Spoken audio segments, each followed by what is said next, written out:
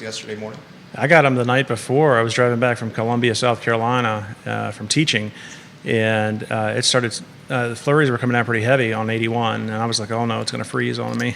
Oh. It was 16 over in my neck of the woods this morning. We'll get the show rocking and rolling here in a matter of moments. We now have welcomed our YouTube audience to the show. Welcome YouTube and our thousands of followers over there. Judah Wickower is the man behind the camera. T-minus about 30 seconds away from start here, which is exciting. Candace, before we start the program, give the viewers and listeners a little tease on what's going on new in your life or in the real estate world that you want to highlight. My goodness. Well, in my life, my son was saying that he woke up the other night and saw it snowing like crazy. And I was like, oh, yeah, okay, sure. And in the morning, there was nothing. So I was like, no, I totally believe you. And Elf on the Shelf did relocate himself, thankfully, by the time they got up, and was hiding from the cats. 2 kittens and a Christmas tree. Is always a fun disaster, I guess you can say.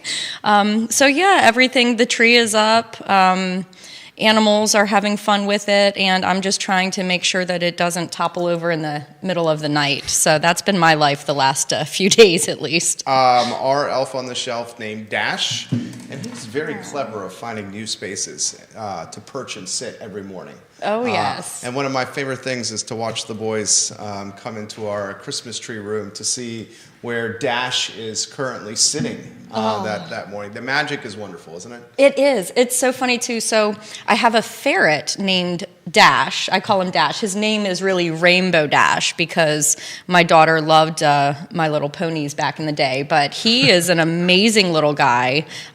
So shout out to Dash. And the Animal Wellness Center in Crozet, they take great care of him.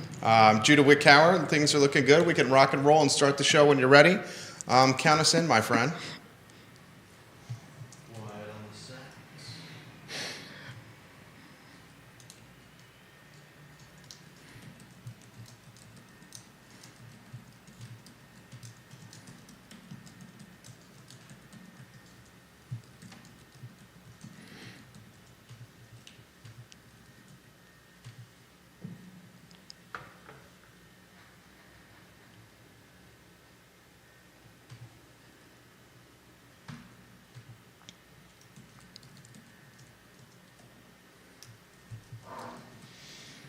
Good Friday morning, guys. My name is Jerry Miller, and thank you kindly for joining us on Real Talk with Keith Smith. Today's program is going to be festive, it's going to be fantastic, and it's going to be fun. We have Candace and Woody Fincham in the house.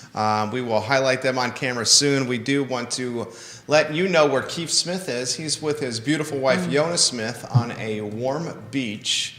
Maybe, I guess it's 5 o'clock somewhere. I could say maybe drinking a pina colada. And they're planning their 2025 business strategies for their team, Yes Realty Partners, and a fantastic brokerage where Candace is a key partner within. So Keith will be back in 2025, but have no fear. We have a fantastic lineup today and the following week. Next week, Ned Galloway and Neil Williamson in the show. So mark your calendars for that one. Judah Wickower behind the camera. If we can go to the studio camera, then a 3-shot, and welcome our stars today, Candace and Woody. We were highlighting Christmas magic, guys. Before we get into real estate and an industry that's changing rapidly, how about we talk some of the Christmas magic or the traditions in your house?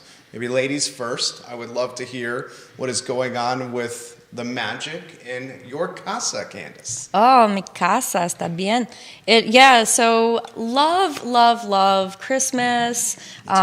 Really, Thanksgiving starts it all off. Same. And my Bubba, I used to just sit in the kitchen with her cooking. Obviously, Woody and I had both gone through culinary school in our past lives, and I would just cook with my Bubba, my family, and then I would obviously eat continuously throughout the entire next day. And my most valuable possessions, I'd say, or things that I have are really from, passed down through generations. So I have this knife. It's about yay big now. It's been sharpened probably 8 million times over the last 50 years. So yay big so they can see it. Hold on. So what are we talking, like so about it's a about foot? that big. Okay. It originally started about that big, and my father had it all growing up when he was a kid, my sister and I when we were little, and it is the absolute best butter knife ever, but apparently it started as a really big carving knife that was serrated, and now it is duller than this table. But so I was showing my kids that, and I told them how, they would get it eventually, passed down, and I just love, doing the Christmas lights, taking the kids and the dog out for looking at Christmas lights, and just eating and having time together, watching The Grinch. It's always a favorite. We've seen it probably 3 times this week already. Oh, wow. Same. Yeah. Same. I love it. Woody, we'll get you in the mix here. And I'll throw this to you guys. My favorite day, and this is maybe me getting a little sappy with my older age, we do a very similar tradition to you. On Friday, we get the Christmas tree after Thanksgiving. And we got the Christmas tree this year, I think, from, Ivy Nursery. We put it up in the living room, and we get the ornaments from the cardboard box. And Ornament Day is my absolute favorite. I am the sappy dad that's taking the ornaments out of the box. I'm saying, this ornament is 43 years old. This ornament is 37 years old. My 6-year-old just rolls his eyes. My wife absolutely loves it because she sees the joy in it. But the older I've gotten, the more I find these ornaments as our most precious possessions, because they make me remember something that I didn't think of until I'm holding that ornament that time. One of my favorite times, Woody. I'm just curious some of the traditions in your house for Christmas. Like Candace was saying, I mean, our family is very food oriented, so gastronomy is important. So we continue a lot of my mother's traditions with the types of food that we cook. And although with Christmas, I'm more of a Grinch than I am anything else. And my wife likes to call me Mr. Finch. Most of the decorating and all of that's left to her, but our 2 teenagers at home, Zach especially, our boy, he really enjoys it. He was very happy to get some of our yard ornaments out, our porch decorations, and we threw out our Christmas tree last year because it was time, because we use artificials. And Lori decided this year, rather than putting up a full-size tree, we have a little 4-foot tree now on top of a stand. Nice. So it's different, but they like it, and that's all that matters, really. Some of our ornaments, we've got some. My parents are no longer with us, and Lori's grandfather's no longer with us, so it's always special when we have ornaments with their pictures in it, and we always put those up every year, and that's special to me to see my mom and dad on the tree. So. Yeah, I find too, ornaments really do bring back so many memories, and not only who gave them to you or where you got them. Beat the last year, my kid's nanny became grandma, and just wonderful family members. She made these ornaments with the kids' pictures in it, and then going through Montessori school, one of the teachers, Miss Khadija, a few years ago, she actually hand drew portraits of every kid that was in her class. And so whenever the kids are putting them up, they're like, oh, I have the ones that I've had my whole life. And then now they actually have ones that mean something to them. So when we're putting them up, it's really just the act of going through those memories and going through those really special people and occasions. And yeah, that's definitely one of my favorite things, as well as we're eating and putting them up and trying to get the cats from destroying everything. All right, there we go. She's got cats. I got a German Shepherd. He's got Australian Shepherds over there. We're animal lovers here on Real Talk with Keith Smith. All right, my friends, I will follow your lead here. Maybe Woody Fincham, the real estate market, and what is closing 2024. I mean, goodness gracious, we are 3 weeks away from the close of 2024. I mean, think about that. That's bananas. The year is flowing. So the market now, some commentary from you, and then maybe we'll talk the market, what we can expect next year. Show is yours, Woody Fincham. We're doing a lot of pre-listing appraisals right now for brokers and agents who are getting into some more complicated property, more complex stuff, it's up from where it was last year, which means that the agents out there want to list their properties at a competitive amount, but not overlist them. I think a lot of the consumers are still thinking that their properties are, worth a whole lot more maybe than they really are. So we're bringing a little bit of common sense to that, and trying to help our agent partners get things priced correctly. But when the market it's not cooling really, but it's still a very strong seller market at this point. But we are starting to see some of those properties sit a little bit longer than they have been. So I think that's making a few people a little nervous with it, expectedly so. A lot of estate work right now. Conservation easement work is starting to pick up big time. Folks are wanting to take advantage of the tax credits that come along with the conservation easements, and that's always fun work to do because it's complex stuff. Candace, the show is absolutely yours. Lori says Woody makes the best cinnamon rolls for Christmas morning. She wants to highlight that your cinnamon rolls. Oh, I forgot about that. Yeah, I have to do that every year. Yeah, I love some cinnamon rolls. Amy, Lynn Fincham, Rich Blackman III as well, giving you some props. Candace, where are we going to go? Great questions, and shout out to Amy Fincham too. She, this actually, I'm going to segue a little bit. Taking the valuation and taking perspective from the professionals in the area that they have expertise is critical.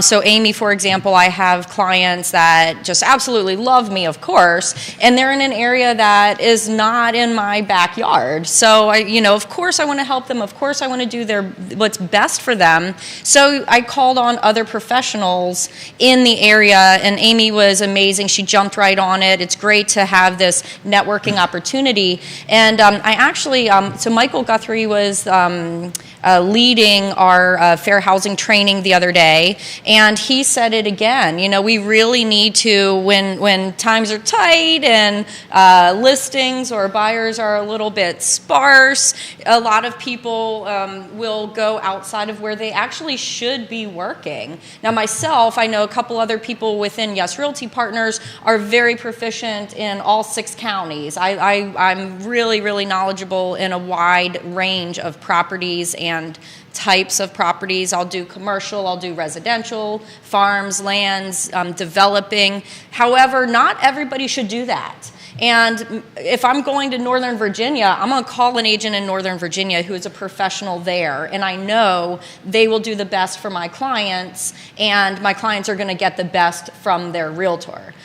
Same thing if it's somebody in Richmond or someone doing a renovation and you're not really that skilled in that department, reach out to the pros. So as far as, segueing back to appraisal and valuation, it's really critical that the professionals are doing things the right way so that the domino effect can really be upheld, and that is critical. So I'll just throw some talking points to you guys. As Woody said, I'm seeing the DOMs get a little longer, the days on market get a little longer. I'm seeing the, price cuts, price adjustments, modifications, whatever we want to call them. Those are happening. And I'm curious of the mindset with the seller, and has that mindset, maybe the word is shifted or adjusted to a market that is rapidly changing. Should we go with the friends pivot? Pivot. Yeah, pivot is another one. That's a great one right there. Is the mindset pivoting in a rapidly changing market, or is it still a mindset that might be, oh, my friend got this during COVID, I can get the same. It's a year, 18 months later. We are seeing that some. I've got a project that we just bid on over near Natural Bridge, very unique piece of property.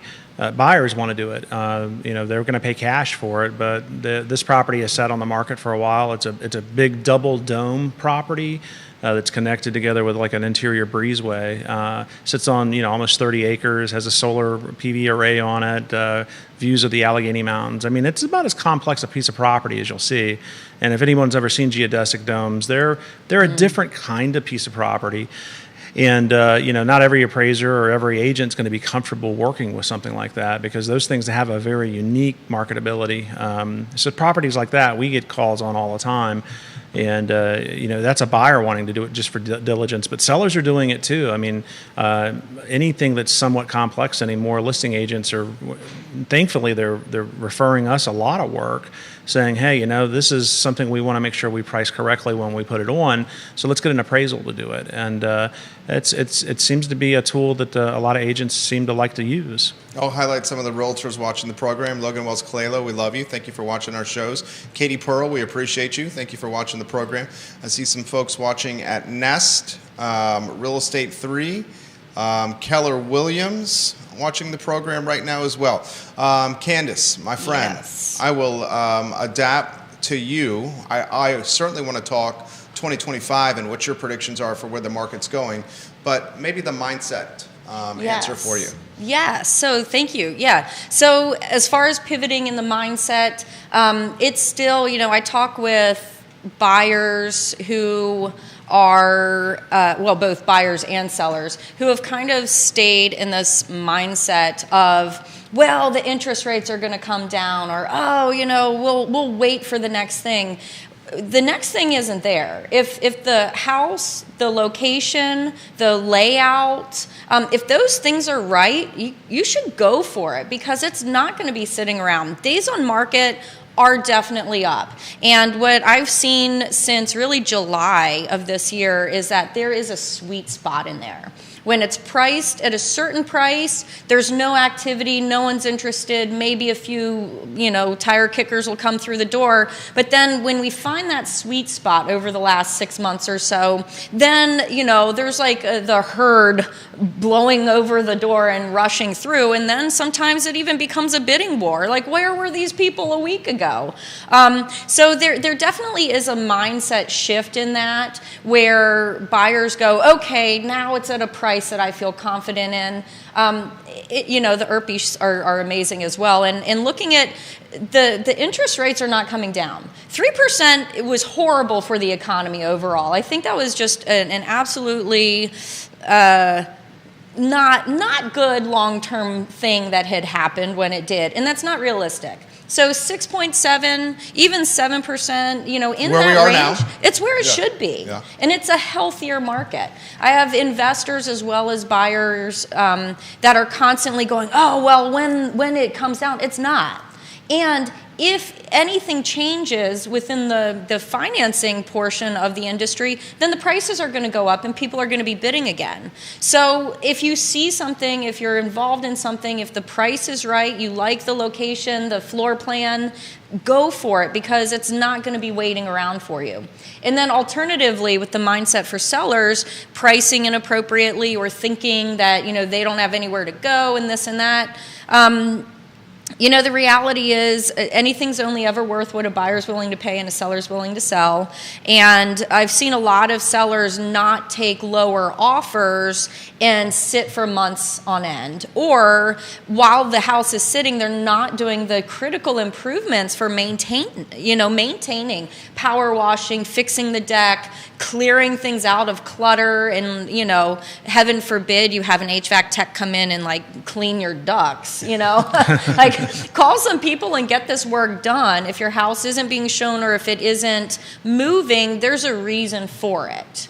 And if it's location or the floor plan, maybe you can't really do much about that. But if it's condition, maintenance, having a pro come in and do staging or better pictures, there's a lot of creativity that your professional realtor, or having an appraisal evaluation or inspection, there's a lot of creativity we can do to find that sweet spot. Angus Arrington giving you some props right now. More realtors jumping in the mix as we speak. Woody Fincham, your thoughts on what Candace had to say about rates? And hey, if you're waiting for rates to drop, prices are just going to escalate. And what you're going to gain with a rate drop, you're going to lose even more on a price escalation. That's a very possible scenario. What I don't know about what's going to happen over the next several months with the administration change coming in, they're already talking about dismantling the CFPB. Explain that, CFPB. So that's the Consumer Finance, Consumer Finance Protection Bureau. They're basically a government entity that has been set up to look after consumers and what's going on in the financing world, mortgages and that type of thing.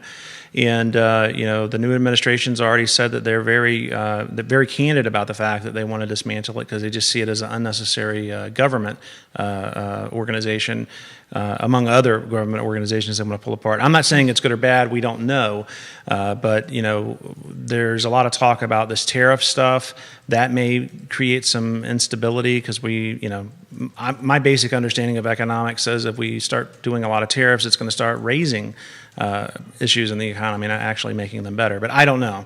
A lot of the economists that I trust and follow are saying that they're looking very positively at the administration change, but it's one of those things. I mean, had you asked me if right after COVID, if rates doubling would have slowed the market down, I would have said absolutely, but it didn't. It remained on steroids. Unbelievably that you double interest rates and demand did not shift really at all once consumers got used to it, which took, 90 days maybe? So, I don't know. Every indication that we have right now is that it's going to stay positive, but, again, my track record after COVID has been a little bit off just because forecasting off of what we think is typical is not typical because our new normal is different than it used to be. Stephanie Wells Rhodes, giving props to everyone, especially Candace over here. We love Stephanie Wells Rhodes of the Interstate Service Company family. She says, good morning, Candace. Good morning to you, too. We love you, Stephanie Wells Rhodes. We've been talking about the rate piece for so long, and the crystal balls have been so murky about rates dropping, and I loved your take. Guys, just do it. You can always refinance later. We thought rates were going to drop in the second half of this year. Now people are talking rates could drop next year. It could be summertime. You watch CNBC today, and some forecasters are now saying we're going to be in this interest rate environment for much of 2025. So right. All those folks that have been waiting for rates to drop to get into the game, they're just losing because the prices continue to go up. Right. Anywhere you want to go on this commentary, I also want to talk to you about what we need to do to get inventory, for sale inventory, available inventory uptick as well. Because let's cut to the chase. The market is a bit throttled right now because there's just not a lot of stuff for sale. Yeah, and it's a really weird dynamic because when talking with the public or with consumers, you say, oh, inventory's down, but there's a lot of homes with high days on market. So where's the sweet spot? I had a great conversation with Nancy from Southern Development Homes the other day. They are up significantly in their sales and their sale volume compared to what other realtors are. And I was saying, well, are you getting a lot of people that are coming in unrepresented? And she said, no, most everybody is represented. And anyone who isn't, she's like, wow, if you don't buy this new construction, you are making a mistake by not having a professional represent you.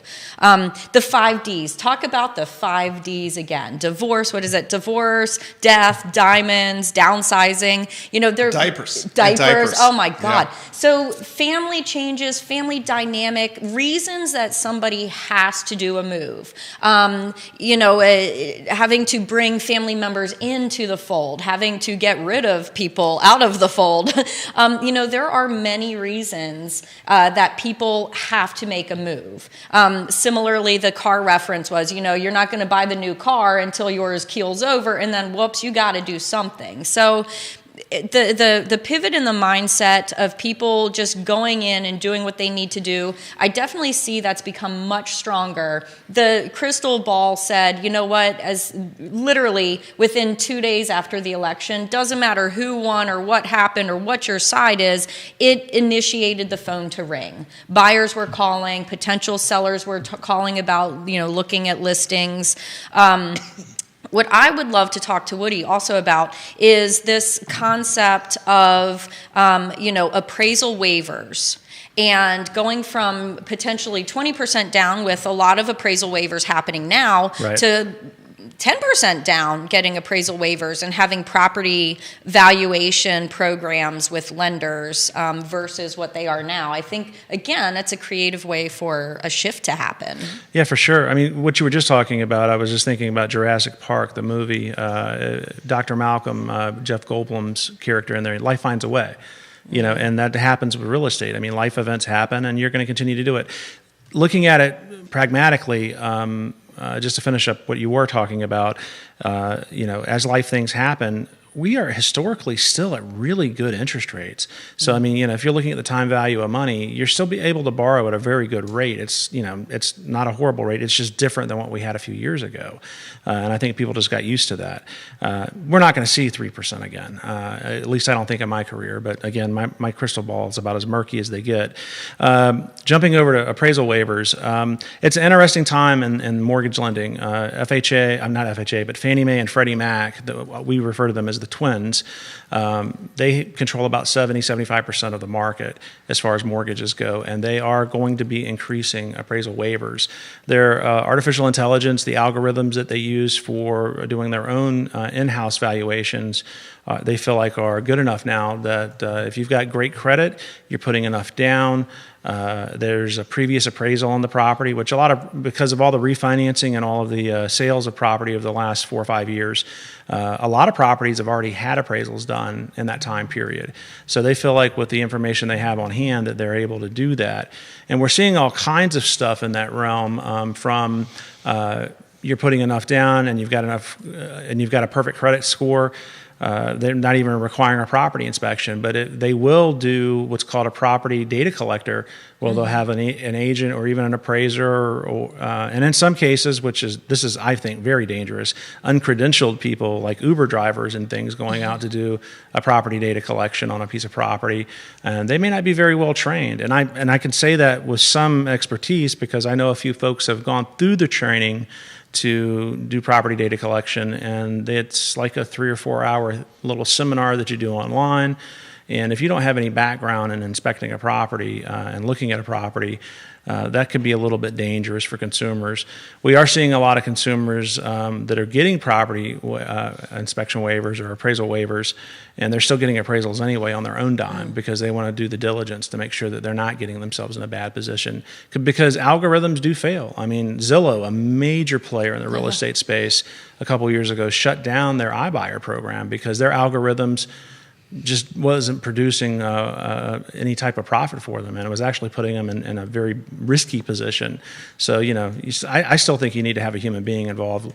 If you combine artificial intelligence and algorithms with a human being who knows how to look at that data, I think you get a perfect storm. But if you're going to rely on just one piece of technology or two pieces of technology with no human interaction, I don't know that it's necessarily the most reliable and risk-free environment. So. Well, it's interesting too. Obviously, human interaction, that's what we're here for. That's what the professionals are here to do as well. And opening inventory, helping consumers, helping buyers, all of these algorithms and all of this AI and all of this tech has really put a different spin on the consumer's mindset. So again, talking about mindset and pivoting, again, so many people, I get calls, I want to see this, and we're not working with a realtor, but we've done it before, and we know stats, and we use these other, we'll say the big Z, we use these other things, and we're knowledgeable. And I'm like, okay, well, that's great. However,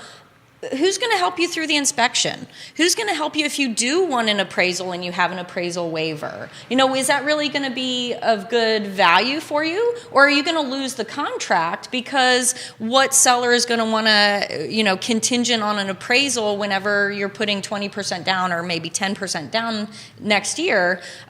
So really the terms of the contract are still multifaceted. And the public perception of, I've done this, there's no inventory, it's a buyer or a seller market. Really, there's so much more involved than that. And human interaction and, like with the appraisers, I know from different conversations we've had, through the years, it is such a challenging industry to get into and to be a professional with. So, the twins, Fannie and Freddie, what happens if, there's potential talk about it being publicized and not being... Well, my bigger question is why is FHFA allowing Fannie and Freddie to do this? I mean, that's their oversight organization, and they're still in conservatorship from the Dodd-Frank years. I mean, they didn't make great... When you allow retail and mortgage to lead what's going on, compliance goes out the window, unfortunately. And I mean, we had to bail them out last time. Are we going to have to do that again because of this type of thing? It is a concern. Yeah. Well, why are they allowing it? Why do you speculate for us here? So, I mean, obviously, I'm pro appraiser because of what I course. do for a living. But I mean, just looking at it, I try 'Cause to. it seems absolutely insane. To me, it is. I mean, when the bottom line is the GSEs with the twins, Fannie and Freddie, they are led by their retail division, and their compliance division they try to keep them towing the line as best they can, but they're always trying. It's capitalism, right? You always try to figure out the environment, and you're trying to make the most profit that you can. A lot of times, they're looking at appraisers as a hurdle or a speed bump in the whole thing, because you have to remember, appraisers are the only entity in the entire mortgage process that are not advocating for one side or the other. We're supposed to be free of bias. We're supposed to be there to be objective and to help the lender understand if this is a risk worth taking at the collateral. But the GSE shifted several years ago away from collateral based to credit based. So what they're looking at is, okay, well, if you've got great credit, good repayment history, you're worth taking a risk on. So, what they don't tell us, because these algorithms and things that they use to make their decisions are all proprietary. So we're not allowed to see how they're making these decisions. So, I mean, are they pushing them upwards? Are they pushing them downwards? Are they going in the middle? We don't know. But I mean, I would say that, looking at the fact that they want to continue to grow their shareholder value and things like that, they're going to go risky as risky as they're allowed to go anyway, to make these decisions. And I don't know, it may not be the best decisions in the end. Well, it's unfortunate because not everybody is a pro like you. Not all the appraisers are actually staffed and diligent and professional. And similarly, in any industry, whenever you have a lot of people who are hungry for anything and will take on anything, even if they're not appropriate to do so, right, they're just going to look, there's a lot, especially with the twins. The government doesn't put the cart after the horse. They're looking at, we need to save money, let's make this change. Whereas if they actually backed up for a minute and instead of when they have a property that needs an evaluation and they send an appraiser out who was an Uber driver 3 hours ago and they just happened to be delivering food that day and they ride by a house, they go, it should be this. I mean, they take that valuation versus a professional, a BPO or a realtor who says, hey, you're, the appraiser who isn't a pro like Woody and goes out and values something $100K less than what it should be. And now the listing agent's got 5,000 phone calls a day because the property is valued less than what the actual earth is. I mean, it's ridiculous. And then they wonder why they're losing money, and they want to put changes into place that really, if they just were to step back and see where it is falling apart at the seams, then they would actually save more money, they would do better for the consumers, and they wouldn't have to be so volatile with these drastic and dramatic changes. Well, I'm going to jump in for a sec. The current administration with the PAVE Act, they attacked the appraisal industry right as soon as the administration came in. And overall, I don't have a lot of criticism of the current administration, but I do have a criticism of what they did to the appraisal profession. There's not been one founded complaint yet on bias in the appraisal sphere, and they really went after appraisers saying that, there's racial bias here or this, that, or the other. I think they were doing it, and I think, a lot of the twins maybe even were a little, they kind of stayed out of it, other than saying that, hey, we're going to make sure that this kind of stuff doesn't happen.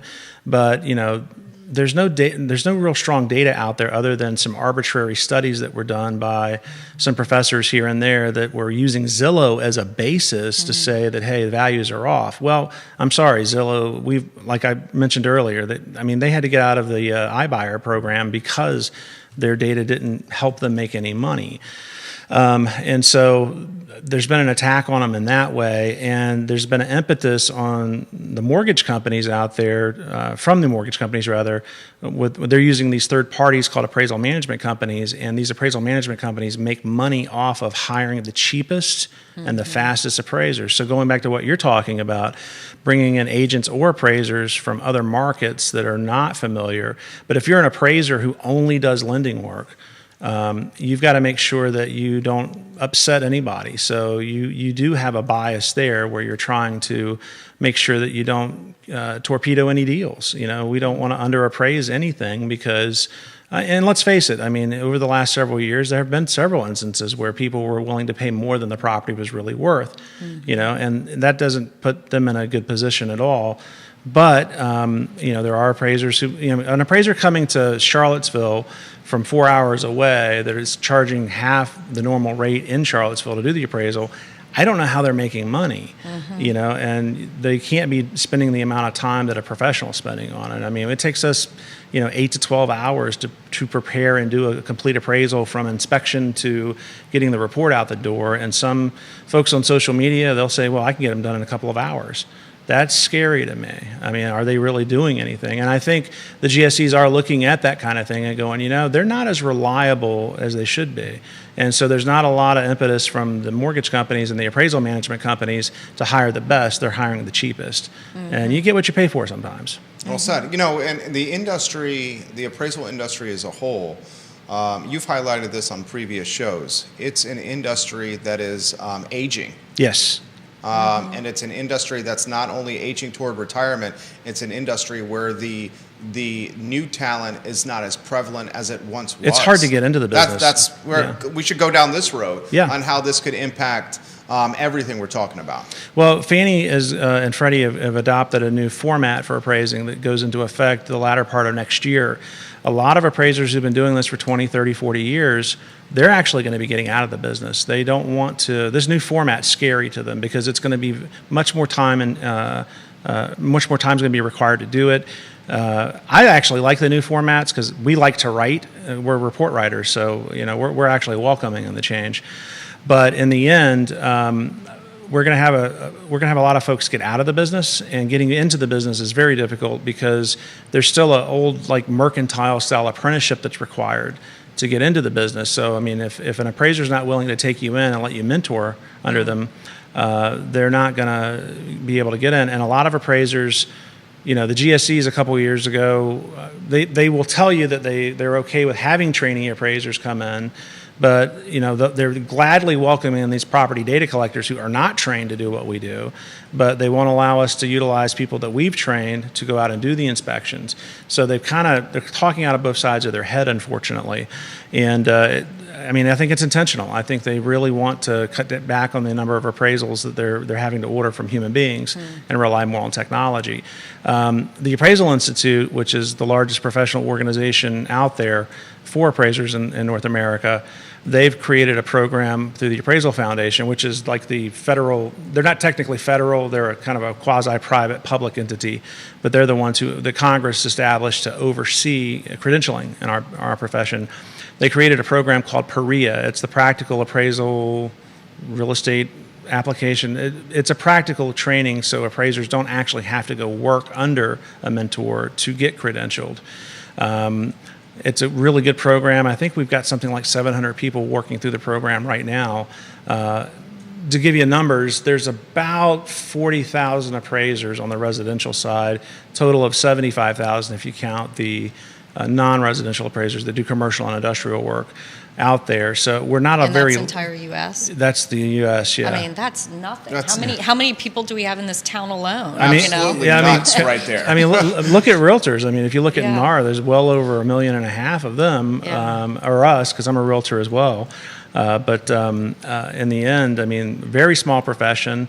And so, we don't have the treasure chest to fight this stuff the way that, I mean, if the Twins were going after NAR agents the way they're going after appraisers right now, there'd be a big fight because, they've got millions of dollars to fight that. We don't. I mean, we have a very small lobbying treasure chest, unfortunately.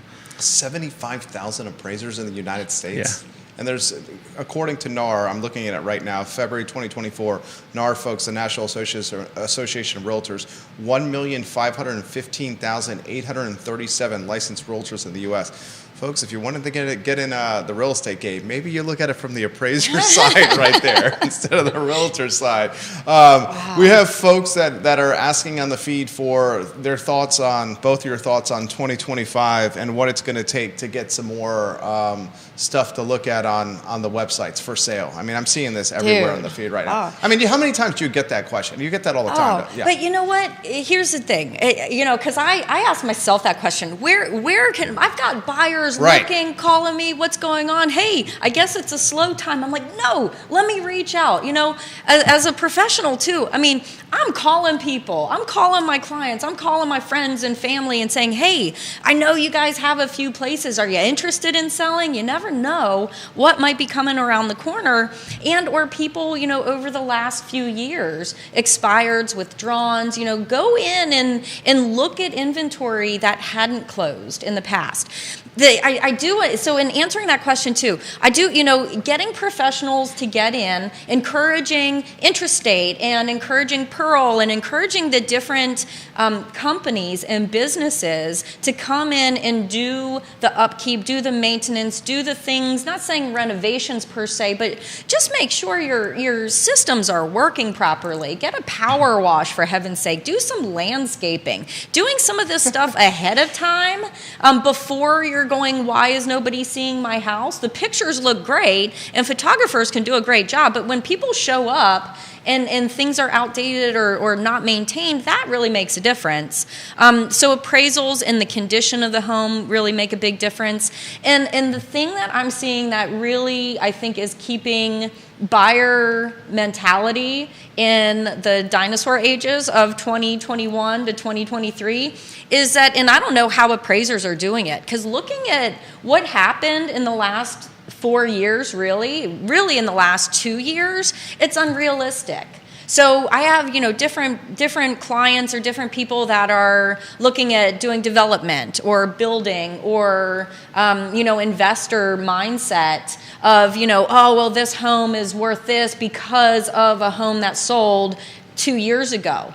That's not relevant. Right. Even in February of this year, it's not relevant what the market was to then evaluate from a seller perspective or a buyer perspective, it should be this. Well, it's not. You're not getting knocks on the door. We're not getting offers. It's obviously condition, price, or location. One of those are a reason the place isn't selling or a buyer isn't buying. We got to be realistic about that. And looking for years ago, it's not relevant. What do you think, Woody? I mean, real estate's real time. I mean, real estate's extremely hyper-local. What's going on in your neighborhood matters. What happened a couple years ago may or may not be. I mean, if I'm in Farmington or in Keswick or someplace like that, we do look at older transactions because those are very high value properties, and those types of properties are a very small percentage of the overall market. I mean, I've got agents that reach out to me. I've had 9 or 10 over the last couple of years. We live at Lake Monticello and a Colonial, and it's at a very attractive price point. You could buy our property at market value for less than $400,000, and it's a nice neighborhood to live in, right? But I'm not selling because then I have to go buy, and I'm not giving up a 2.9% interest rate. I think my wife and I will probably be there until we're old people, but I just don't, it's a crazy market anymore. And you're right. I mean, when we're out doing appraisals on mortgage transactions, I'm surprised at how many properties are not really prepped to sell. They don't power wash, they don't stage, they don't do anything. But when you're in the internal part of Charlottesville and around the suburban core of Albemarle County, that's a location thing. You don't have to prep those properties, I guess, as much as you would otherwise. A lot of agents still very much will stage and have the properties ready to go, but and they sell very quickly. But it's amazing. I mean, between an average quality or condition home and a very good condition home, we're not seeing as big a delta between those two as we would have 5, 6, 7 years ago. Condition really mattered then. Now, when you're in a very hot market, if you're around downtown or you're, again, the suburban ring around the city, you don't have to do a lot of prep for it. So people are willing to pay almost the same prices for them. But if the property has a lot of deferred maintenance, that does matter. It really does. Well, I'd say too, the days on the market really do tell. Even being in a location that is really hot and really happening, if a seller is pricing it thinking that it's going to be what it was in 2021, have that hard conversation up front and set the expectations. I've had a number of people actually who didn't use me because they had another realtor, what have you, and they asked my opinion or, why has the property not been selling? I'm like, well, because you priced it too high to begin with. Yep. You had an expectation that was in a market that doesn't exist now. And even though, you're in a location that may be really desirable, the buyer's perspective and the buyer confidence is like my reference is if there's a light plate cover like for a light switch and it needs to be screwed in, a buyer's like, I don't want to have to deal with that. So I mean, but then at a sweet spot in the price and condition and location, they're like, we'll redo the entire kitchen. It'll be fine because there's nothing else available. The other thing is cleaning your baseboards. You got to clean your baseboards. Stephen Roach is inviting himself to the Cinnabons breakfast on Christmas that you're making. He says he's 2,551 miles away. What time are the Cinnabons served? Lori says 7 a.m. He says, okay, I'll start out tomorrow for your house. Megan Johnson Judd, who I believe is watching in Orlando, Florida. Yeah, that's where Megan is, yeah. She says, Woody made a fantastic point about the interest rates. Having a low interest rate is worth too much for most sellers to want to sell and then re-up on a new property at a rate that's more than twice what they already have. I'm hearing that constantly. John, how do you say, John Copulus? Is that his last name? Cope is what we call him. He's watching the program right now. He's an appraiser. He says, when appraising unique homes, it's very common for us to use older sales to get an idea on value. A money comp from down the street that sold 3 years ago to me is considered a great indicator. If values have dropped 10% since then, that is how we adjust for it. I want to get back to Megan's comment, and Stephen is just in love with the Cinnabon concept. He continues to talk about the Stephen's welcome to. We've got a spare room. Stephen. Steve, we've got a spare room. You can come as long as you don't mind Australian Shepherds. You're welcome to come stay, man. They sound fantastic, Woody. The interest rate. What do you guys call it? The golden handcuffs. Having the 2.5-3% rate, where you won't get off the rate despite having significant equity in the home. That's a mindset that continues to be out there. Yeah, well, I mean, with the VA assumables, that's something that a lot of the instructors at the Appraisal Institute have been talking about that teach on this stuff, and I'm lucky to be in that group. And part of that conversation, if you've got a VA that has a 2.9 or 3% interest rate and you're getting ready to sell it, that is an assumable rate as long as that person can qualify for it. And you don't have to be a veteran to qualify for it. So that's something that appraisers we're getting back to. Like in the 1980s, we were making cash equivalency adjustments because of how high the interest rates are. But if you're buying a piece of property that has an interest rate like that and you can assume it, that's a very positive leverage position for you to be in. And yes, it does have a value to it. I mean, appraisers should be adjusting for that if they're dealing with it. We're not seeing it a lot right now because, again, like you said, Jerry, a lot of folks are they have that golden handcuff. They're strapped to it. They're not going to sell. But if they're in a situation where life happens and they have to sell, what is it, the 5 Ds you said? So if that's the case, they have to sell it for whatever reason. If the buyer's in a good position to take advantage of that, I mean, that property is going to probably sell at a high premium in the market because, you're going to save a bunch of money over the course of a 30-year mortgage. So, What do you make of that, Candace? No, I agree. One of the things too I wanted to bring up is the appraiser perspective on, so again, for example, new construction has a lot of creativity in their offerings for, some lenders or some new construction lenders will actually take your down payment or your deposits and give you interest back on it for, waiting through the, 4 months or 6 months or however long it takes to build. So I've seen also a lot of, there are older, people are going, oh, I want a new home. I don't want it past this certain age, nothing, that's, 10 years or older. But there's a home, a property on a really nice established lot, beautiful place that's from like the 50s or 60s that's been completely renovated. New everything. It's beautiful. It's wonderful. The evaluation and perspective from an appraiser's standpoint on going new construction versus a little more land, a little more established location, and a little older home that's been totally renovated and updated. Well, if I understand what you're asking, how do the two compare to one another? Yeah, because I know, like, from a buyer perspective or from a seller, a buyer perspective, they go, well, it's still an old home, even though it's new. That's true. And from a seller perspective, they go, it's a new freaking home. It should be priced like the one in the neighborhood down the street. We're doing a private assignment right now where that's a very unique piece of property. It's on like 20 acres. It's kind of a little bit rural, but just outside of the suburban ring around the city. It's in Albemarle County, and that's what they're thinking is they're like, well, if you're taking this 20-acre piece of property, it's a super huge home sitting on this thing, and they're like, well, new homes on little tiny quarter-acre lots are selling for 7 figures. We should be able to do that.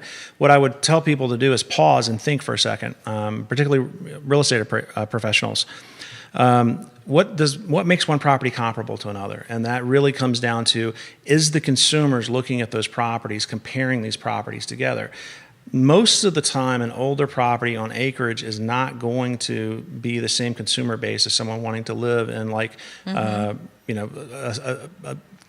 quarter acre subdivision. I'm trying to think about some of the stuff down along Lynchburg Road, 5th Street. What, Redfields? You're talking Mountain Valley Farm? Well, some of the new ones that are Oak like Hill Mosley Farm. and Oak Hill Farm? Yeah, down through there. I mean, if you're wanting to live in a subdivision like that, you're likely not looking at acreage because, there's I think there's an age barrier to some of those properties, right? I mean, if you're older and you don't want to take care of a lot of land, the maintenance. Yeah, there's a lot that goes into stuff to that. So, I mean, if you can get into a brand new property with no upkeep at all, no deferred maintenance on it, that's better off. But if you buy 20 acres, you got to manage the 20 acres. And even if it's all treed and you think you don't have to, trees fall down. You got to take care of them, right? So, I mean, I don't know that necessarily we have the same consumer base looking at the same two types of property. So I wouldn't comp them together, to be honest with you. I mean, I think you're going to get into a problem with your client if you're trying to comp it that way. Exactly. That's exactly what I was expecting to hear because, again, the public perception and the consumer perception from a person selling that 20 acres with the big farmhouse going, oh, wow, mine should be worth X because Oak Hill is worth Y. It really, you said it exactly right. It is not the same. And so from a real estate professional standpoint, talking with our sellers, talking with our buyers about those evaluations and going into communities that are already established versus new construction or new homes. Like, yes, the more new construction that closes, the more they're available, it will open up or should be opening up inventory of resale homes. And at the same time, people who are sitting there going, you know what, we're in our home, we have all this equity, we're just going to renovate. You're really probably going to overbuild and not ever get that back. So it's really an advantage to sell, even if the interest rate is double. You went from 2% to 6% or, triple in that case. It still is a better advantage in the long run to sell that property that no longer fits your family's needs, the 5 Ds again, and buy something different, because a lot of people will end up overbuilding, overspending, over-modifying, and then in 4 or 5 years when something does happen and they now need to sell, they go, wait, we overbuilt, we overspent, why are we not getting our investment back? Well, you should have called a professional before, and they'd have told you you're better off to sell and move. We did that this summer. Yeah. My wife was spending 2.5 hours a day in the car, driving our boys around, and it was just entirely too much. Yeah. And we shifted spots. We sometimes when folks are getting ready to renovate, it's a good idea to hire an appraiser. I mean, do what's called a feasibility analysis. He did that for our house. Yeah, it was fantastic. Look at what types of improvements you're thinking that you want to do, and then have a professional help you figure out what's going to be the most return on your money, because I see it all the time. People will put 200 grand into a piece of property and they might recapture 100, 150 of it. So they're going to lose money in that situation. It's worth the $600 to $1,000 to have an appraiser run some scenarios for you, which is something that I wish more people would actually take advantage of, because nothing makes me happier than to help people get good information to make good decisions, because that's all we're trying to do, is help people make a good decision. John says, what's the 5 Ds again? Death, divorce, diamonds, diapers, downsizing. Yeah. The 5 Ds right there, Cop. Brent Johnson, know and understand the property and market segments. Woody Fincham does. He's giving you some props. Thanks, Brent. Mark from On the Mark Appraisal Services is watching the program. Sounds like you got another Cinnabon guest with Mark, and he's going to hop a ride with Steven over there. Come on. The appraisers love the Cinnabons on the feed over here. You're welcome, John. You're welcome. All right, so comments are coming in here. Do you see the units sold in 2025 surpassing 2024, being on par with 2024, or being less than 2024? I would gander that it's going to be less, because there's just not enough inventory to keep up to that level. I'll say, it better be more. There's one of my a lender friend had sent me a thing the other day. Overall, now this is nationwide. Transaction count is down 65% from last year. And again, and last year was down from the previous year. Yeah. Well, what a lot of people don't understand, in 2023, there were more released contracts. Yeah, maybe things were going in bidding wars, maybe things were going quickly under contract. However, what percentage of those actually closed and went to closing on the first try? There were more released contracts overall in 2023 than there had been in a decade contiguously. So the released contracts in 2023 that then ended up adjusting, going back under contract, and then closing, the public don't look at that or see that, whereas the professionals do. And then this year in 2024, the number of actual transactions closed is down significantly. So talking about low inventory, I see that pivot in the mindset of the consumer going, okay, it's time where the interest rates aren't going back down. We need to make a move for whatever family reasons or structure, or driving 2 hours one direction, sitting in traffic. Grocery prices are going up. Just functional life obsolescence, either in your home functionality, in your location, or in your own private family needs. It's got to make a shift. And with new construction being as booming as it is, I'm counting on and I'm hopeful that phone is going to keep on ringing and we'll have more inventory on the market this year. So you're taking the over on 2025? Yes. You're saying yes. It's going to be amazing. And you're taking the under? Yeah, but I'll caveat with, I think that professionals like Candace and like Keith and folks like that, I think their transactions are probably going to go up. Because they're the professionals in the market. We've got, with real estate agents and brokers, there's a lot of folks in the business that might do one transaction a year. And, those folks I think are probably going to be hit harder than the folks that are, the mainstays for any market across the country.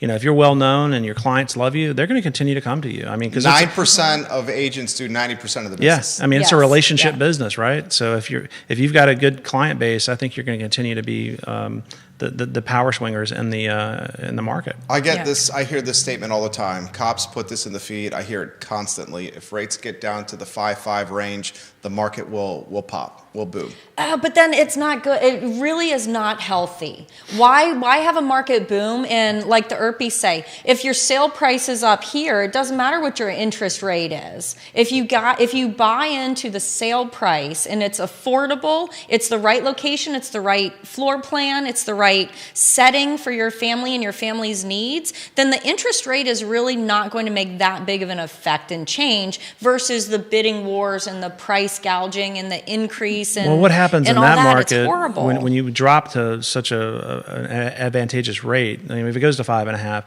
what really gets hurt are the workforce folks. The people that are hourly wage. They get priced out of the market quickly because their buying power is just not there. I think those folks may be priced out of Charlottesville and Mark County right now. They are. Well, that's where it's unfortunate. beautiful. We have so many wonderful surrounding counties and communities: Waynesboro, Fishersville, Standardsville. I mean, Standardsville, there's how much? 500 homes coming out there. Now, what they're going to do about water and sewer, I don't know yet, but ask Matthew Woodson about that.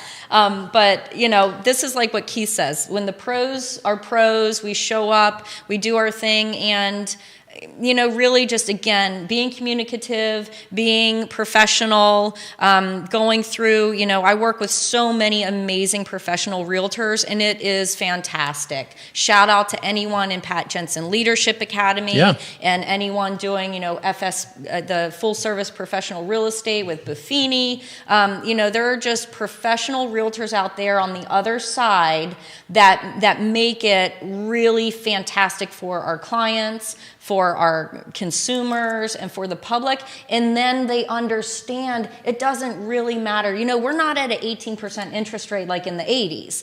We're at a 6 or 7. I mean, come on, people. It's not going to be 3 or 4 or 5 even again, and that's okay. Let's keep the price of the actual acquisition lower. And over 30 years, you can afford it. You might be able to refinance in a few years. But, the lower the arms and the 15-year, the 5 and 7 arms are not that attractive. So go in at a 30-year. Why not? Get the house, get the location, get now what your family needs so that you're not on the road for 2 hours every day driving kids back and forth. There it is. Enjoy your time, enjoy the Cinnabons, and enjoy every day to the fullest. Well, we have a good family friend that, he's a master carpenter, very good at what he does. He had to buy in Buckingham. I mean, he's got an hour commute every day because, his price point had to be somewhere in the $250 or less just because of his personal situation. Great credit, just paid off all of his student loans, but he's down in Buckingham. Nothing wrong with Buckingham, but if your center of business is Charlottesville, that's a long ways we have to drive every day. Which Janice, give her a shout out if you're going to Buckingham. She's a great realtor. Oh yeah, Janice, definitely. You guys are the best. The show flies. How about Candace and Woody? Some closing thoughts for the viewers and listeners. Candace, you want to go first? Well, definitely save me some Cinnabuns. My only question was, is it iced or not iced? Definitely got to have the icing Cream melt cheese all icing. over it. Okay, Oh, good. very good. Perfect. Closing statements, if you have questions, if you're interested in learning, knowledge is power. The unasked question is never answered. Give me a call, give a professional realtor a call. If you would like appraisal and evaluation, give Woody's company a call. This is when the people who do it day in and day out are here for you. We love what we do, and we're here to help. So, pick up the phone and give us a shout.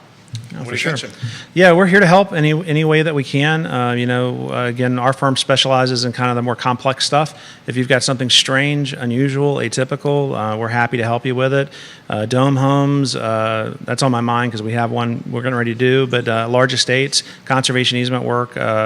We love working with we love lending work, but we love working in the non-lending world as well. We do a lot of work for attorneys. I've spent more time in court as a witness this year than I ever have, and I'm hoping that we continue to grow that. So if you're an attorney out there and need someone to help you with a valuation, we're very happy to do that.